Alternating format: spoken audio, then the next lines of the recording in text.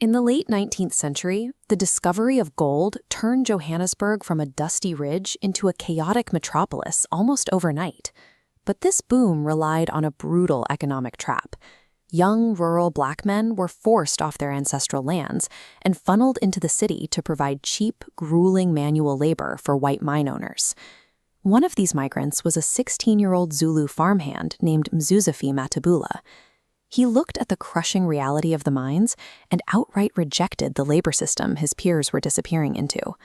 His refusal left him among a massive, wandering underclass on the city's fringes, a population of displaced young men that formed a powder keg waiting for a spark.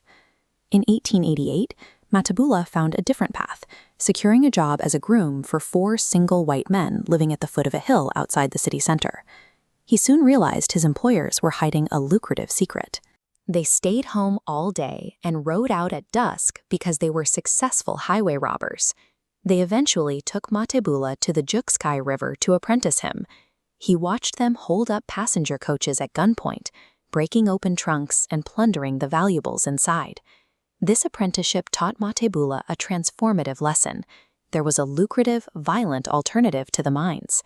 He could use the oppressor's own tactics to survive. Matabula took these skills to the Klip-Riversberg Hills south of the city. There, he found hundreds of displaced migrants and thieves living in caves and disused mine shafts. He took charge of this shapeless population, organizing them into a cohesive, disciplined unit and adopting a new name for himself, Nongoloza.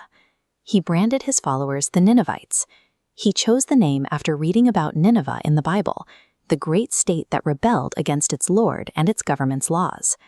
This identity gave these outlaws a profound purpose. Nongoloza rebranded simple theft as a political act, transforming his thieves into an insurgent army fighting an unjust state. Nongoloza managed this force by directly mirroring the hierarchy and ranks of the colonial state and military. He established himself as king, appointed a governor-general, and utilized gang judges for internal administration. He even adopted Boer military ranks, creating Vecht generals to lead his soldiers into battle. Yet the Ninevites were far from noble. They preyed heavily on their own people, routinely waylaying black laborers on their way home on payday to steal their hard-earned wages. To protect his soldiers from catching venereal disease from city prostitutes, Nongoloza issued a ruthless mandate. His men were to abstain from women. Instead, older members took younger initiates as boy wives, a practice that became ingrained in their culture. Nongoloza had engineered a sovereign, deeply violent counterstate, a mirror that operated in the